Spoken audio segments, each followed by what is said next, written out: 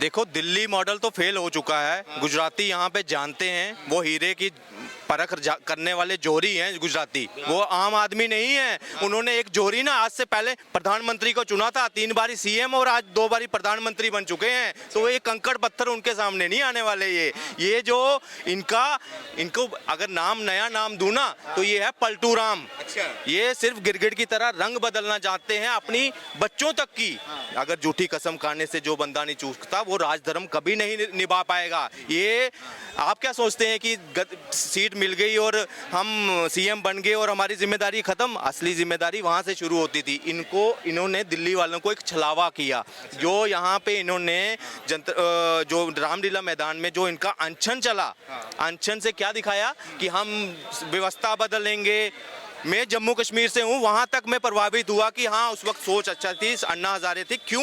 ये हमें नया नैरेटिव दिया कि व्यवस्था में ही सारा खर्च हो रहा है, देश की तरक्की में कम जा रहा है। लोकपाल बिल आएगा, कोई ना कोई तो पूछेगा ऊपर प्रधानमंत्री को भी, क्योंकि 10 साल हमने इतना जूझा कांग्रेस में। एक मौन, जिसको मुनि बाबा को चुना था ना हमने, तो वो इस तरह मौन रहे कि उन्होंने सिर्फ देश की बर्बादी कर दी, हमारे देश को 10 साल 15 साल पीछे धकेल दिया। और अरविंद केजरीवाल बोल रहे हैं हमें एक बार चुन के हमने दिल्ली वालों ने देख लिया ना। यहाँ आप गलियों की हालत देखिए। यहाँ सबसे बड़ी आज इनको लक्ष्मी गणेश की बात याद आ रही है। अरे सबसे पवित्र नदी गंगा के बाद यमुना है हमारी, हैं 22-23 नाले इसमें आप देख नहीं सकते, गटर जैसे बना दिया है उसकी हालत। जब छठ पूजा आती है तब आप इनको वो केमिकल दिखता है। आप बताओ आज के दिन उनके वो अधिकारी जो वहाँ राजनीति कर रहे थे वहाँ पे, मुझे एक चीज बताइए, आज वो क्या कर रहे हैं जमुना के लिए? पूछिए केजरीवाल से। मैं आपके चैनल के माध्यम से पूछता हूं, आज गंगा के लिए आज के डेट छठ पूजा हो गई ना, आप बताइए आज के दिन उन्होंने वहां पे क्या प्रबंध किया? वहां पे गंगा को शांत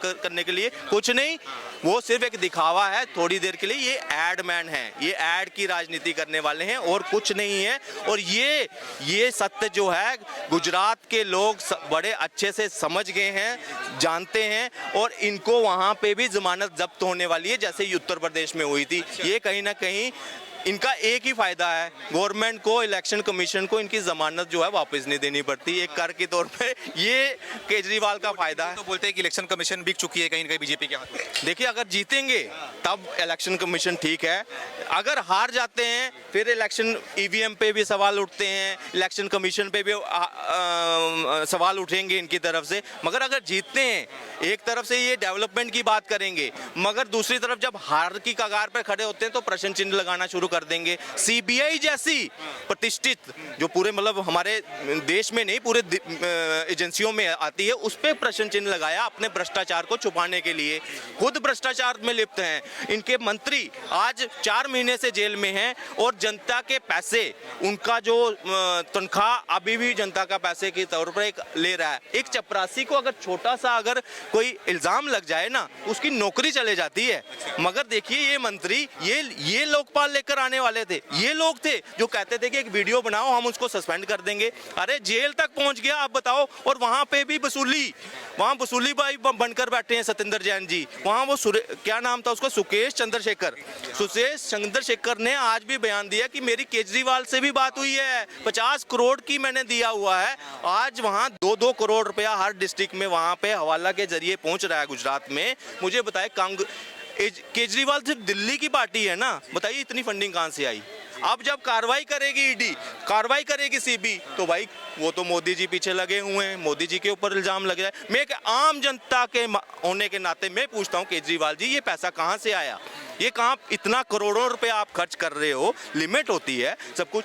आप करप्शन आप कर रहे हो, सब कुछ आप कर रहे हो, और ब्लेम किसके ऊपर? ईडी के ऊपर, मोदी जी के ऊपर।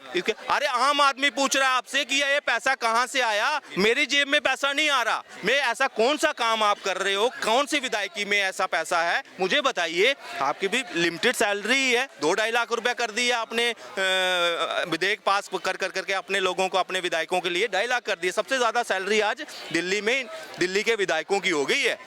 आपने सुना होगा इस चीज़ के, लेकिन आम जनता वो कौन सा ऐसा काम करे कि लग रहा है इस बार वो दिल्ली की जनता से रिक्वेस्ट कर रहे हैं कि एक बार हमें मौका दे के दिखिए, ठीक है। और ये भी वादा कर रहे हैं कि इस बार झाड़ू चलेगा बीजेपी के ऊपर, यानी कि बीजेपी का सफाया होगा। तो क्या लग रहा है आपको, दिल्ली की जनता क्या चाहती है? देखो, दिल्ली की जनता की आंखें खुल चुकी हैं, वो इस गिरगिट की जो असलियत है ना जान चुके हैं। एमसीडी क्या, आने वाले 2025 में मैं आपके यहाँ भविष्यवाणी कर रहा हूँ 25 की, ये दिल्ली से उठी थी पार्टी और दिल्ली में आकर खत्म होगी ये मैं आपको यहाँ आज बोल रहा हूँ। और लास्ट इसका जो पंजाब जीत लिया है ना, बस वही जीत है, उसके बाद ये कहीं आपको आम आदमी पार्टी नहीं दिखेगी। एक हिंदू विरोधी चेहरा इसका बन चुका है।